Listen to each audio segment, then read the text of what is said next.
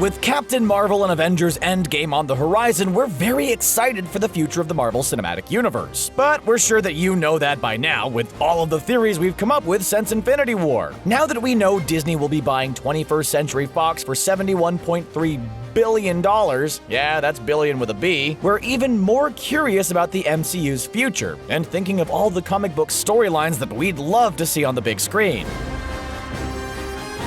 House of M. Scarlet Witch is a great character in the comics, but she hasn't really been given a chance to shine in the Marvel Cinematic Universe. Her moment will inevitably come, and we feel like House of M could certainly be that moment. After the Avengers Disassembled storyline, which is pretty self-explanatory, Wanda Maximoff is struggling to control her immense powers. We haven't seen these immense powers in the MCU just yet, but trust us, she's got some crazy ones. Her brother, Pietro Maximoff, aka Quicksilver, encourages her to use her powers to rewrite reality and give herself a new, happier life. See, we told you she had crazy powers, so she actually ends up doing it, which results in a universe-wide rewriting of history, because you shouldn't mess with the space-time continuum. Only Wolverine and a younger Layla Miller, aka Butterfly, remember the world as it was. But in this new world, the mutants have taken over, with rebels trying to fight the power. However, Wanda's mind is fractured and she can't maintain control forever. Our heroes eventually find a way back to each other and team up to put the world back in order. But despite their victory, Wanda still uses her infamous No More Mutants spell to take away the powers of 90% of the world's mutants. With some rewriting, it could definitely work in the MCU.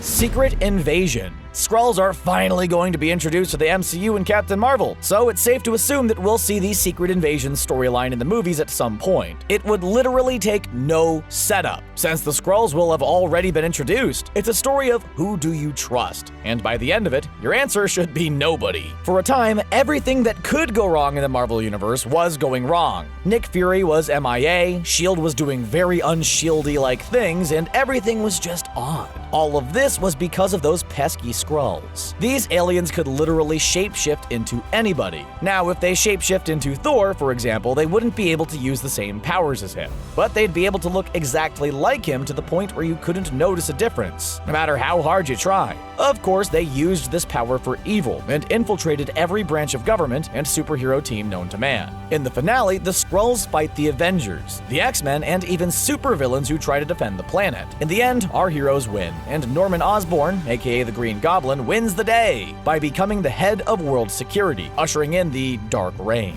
Secret Wars. Is there anything better than watching superheroes punching each other? Judging by the success of Captain America Civil War, we'd say probably not. But we'd be wrong, because superheroes teaming up against seemingly unbeatable odds is even better, which is exactly what happened in the Secret Wars storyline. Believe it or not, despite all the success they're currently having, in the 1980s, things weren't looking so good for Marvel. They were actually going bankrupt, so they decided to create a toy line and later build a comic series around it. As you guessed it, Secret Wars. No one would have thought it'd have such a huge impact on Marvel as a whole back in 1984. The story saw our favorite Marvel superheroes and supervillains brought to an alien world so they could fight each other. It sounds a lot like the gladiatorial ring on Sakaar in Thor Ragnarok, ruled by the Grandmaster. But in Secret Wars, it was an enigmatic Beyonder who got everyone together. The story is full of epic moments, including Spider-Man donning his black costume for the first time that later becomes Venom, and the Hulk lifting an entire mountain. Maybe gravity works different on this planet. In 2015, they released the Cosmic Odyssey Secret Wars, which featured both the Fantastic Four and the X-Men. It would be a great way to introduce them to the MCU.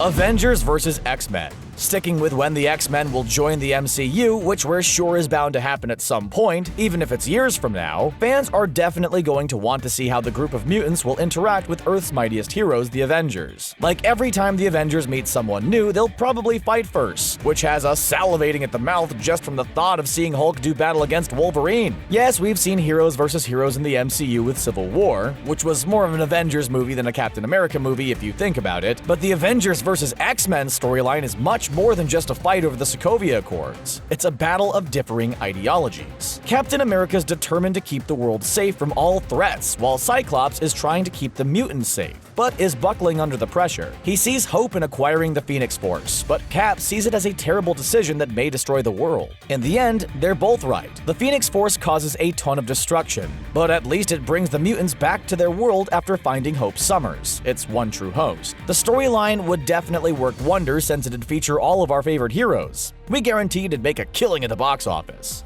Annihilation. There were plenty of rumors going around that Avengers Endgame was actually going to be called Avengers Annihilation, and we'd see Annihilus make an appearance in the MCU as soon as this year. As we all know, that's not the case, but it could definitely happen down the line. The MCU is slowly embracing its cosmic side, as we've seen in both Guardians of the Galaxy movies and in the upcoming Captain Marvel, so we expect this to continue after Endgame. Following up Thanos with another incredibly powerful villain like Annihilus from the Annihilation storyline would be a dream come true for us comic book fans. It was a massive crossover event, which had many major cosmic superheroes and supervillains join forces as they fought Annihilus. He's the ruler of the Negative Zone, who found his way into their universe and unleashed his devastating annihilation wave, leaving multiple destroyed planets in his wake. His sheer power made him look unbeatable, but it turns out that he wasn't nearly as powerful as they thought.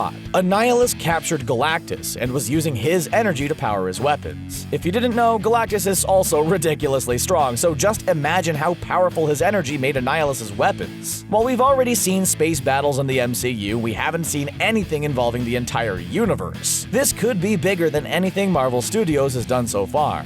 Onslaught. If you thought Thanos' finger snap of doom in Infinity War that dusted half of all life in the universe was bad, wait until we tell you about the Onslaught saga. After Xavier used his telepathic powers to find a way to shut down Magneto's mind, it was like a switch flipped in the professor's head, and he went mad with power. In fact, part of Magneto's darker side ended up merging with Xavier's subconscious, which turned him into an alter ego known as Onslaught. Yes, we agree, that's an awesome name for a villain. Onslaught had the combined powers of Charles Xavier, Magneto, Nate Gray, and Franklin Richards, giving his nearly unrivaled strength. The stuff he was able to do was ridiculous. He could manipulate reality and magnetic fields, similar to Magneto, but had a bunch of other powers as well, such as telepathy, telekinesis, energy projection, and he could even increase his size. So there's some Giant Man in there too. There's pretty much nothing Onslaught couldn't do. Everyone did their best to take him down, including the Avengers, the X-Men, the Fantastic Four, and even Doctor Doom. When he was finally defeated, it came at a cost. Nearly every non-mutant superhero had to sacrifice themselves, and we thought that they were never coming back. Just kidding, it's Marvel Comics, of course they came back.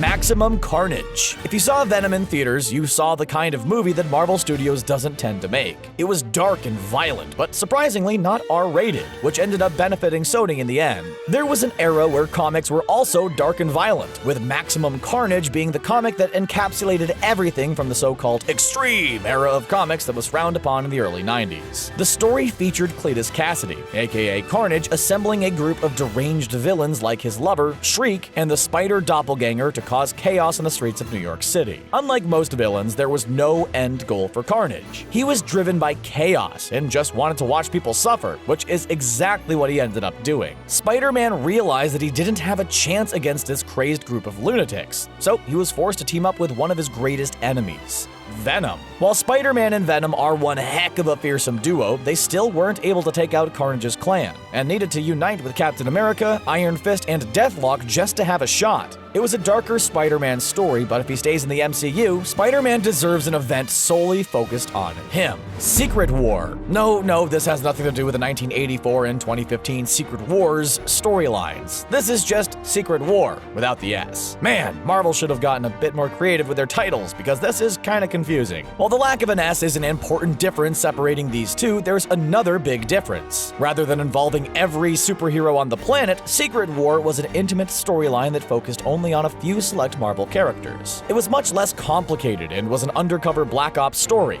which was rarely done by Marvel. Secret War involved Nick Fury recruiting and pretty much brainwashing a group of superheroes to do what the US government didn't want them to do. Fury knew it was illegal, but wanted to do what he thought was right, which was eliminating the Latvian government and Lucia von Bardas. Of course, things don't go according to plan, and later on in the storyline, Bardas comes back looking for revenge, which forces our heroes to put the pieces together and try to understand what they've truly gotten themselves into. We've seen some amazing espionage action in in the MCU already with Captain America the Winter Soldier, so Secret War could definitely work for Marvel Studios. Let's hope they don't call it Infinity War without the S, though. Kraven's Last Hunt. When it comes to the best Spider-Man villains, Kraven the Hunter is always near the top of that list, and for good reason. His character is very interesting and mysterious due to the lack of storytelling in his comics. That's one of the many reasons why Kraven's Last Hunt was so good. It was one of the greatest Spider-Man stories because it was tightly constructed and actually kind of depressing. The story revolved around Kraven the Hunter going crazy over the fact that he just can't beat Spider-Man no matter how hard he tried. His insanity surprised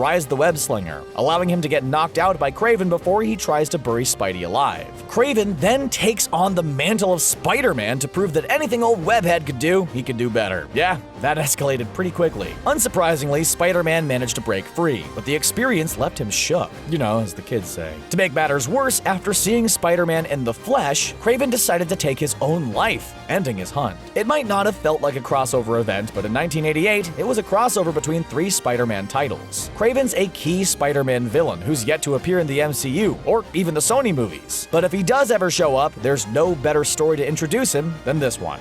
Heroes Reborn. At the end of the Onslaught storyline, we mentioned that many of our non-mutant heroes sacrificed themselves in order to end Onslaught's reign of terror, but they wouldn't be gone forever. It sounds a lot like the current situation in the MCU after Infinity War, doesn't it? Well, in the comics, the aptly named Heroes Reborn storyline from the mid-90s is what brought our heroes back. This initiative included relaunching several flagship titles, like the Avengers and the Fantastic Four, and the decision definitely paid off. Us comic book fans absolutely loved the relaunches, but the critics were, critical of it all. Whatever the case may be, Heroes Reborn did what it set out to do, and brought back our heroes who we didn't think were gone for good anyway. Thanks to our good fictional friend Franklin Richards, it turns out that Onslaught didn't actually kill any of our superheroes, because the young mutant had put them all in a pocket universe of his own making, known as Counter-Earth. Something like this could totally happen in the MCU after the devastation caused by Thanos, and there are plenty of theories out there saying that our dusted heroes, or even our surviving heroes, are actually in an alternate universe. Either way, we wouldn't be surprised to see Avengers Endgame take a page out of Heroes Reborn's book. And those are just some of the Marvel comic book storylines we'd love to see on the big screen. Do you agree with our list? Are there any other comic storylines you want in the MCU? Let us know in the comments section below, and don't forget to subscribe to CBR for more MCU videos. Thanks for watching.